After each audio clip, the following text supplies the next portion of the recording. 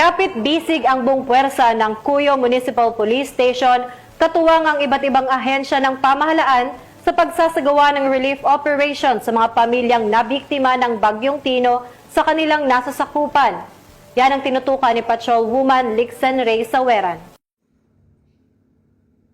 Nakiisa ang mga tauhan ng Cuyo Municipal Police Station sa isinagawang relief operations para sa pamilyang apektado ng Bagyong Tino nito lamang ika-4 ng Nobyembre taong kasalukuyan sa bayan ng Cuyo, Palawan. Kabilang sa kanilang mga ginampanang tungkulin ang pagtulong sa transportasyon ng mga food packs at pagbibigay ng seguridad upang matiyak ang maayos at ligtas na pamamahagi ng tulong sa mga evacuees. Sa kanilang dedikasyon sa pagpapanatili ng kapayapaan at kaayusan sa mga evacuation site, tiniyak ng Cuyo Municipal Police Station na lahat ng pamilyang apektado ay agad na makatanggap ng kinakailangang tulong. Ipinakita ng kanilang pagkakaisa at malasakit ang matibay na paninindigan ng kapulisan sa pagtugon ng tawag ng tungkulin at sa pagbibigay ng makataong serbisyo lalo na sa panahon ng sakuna.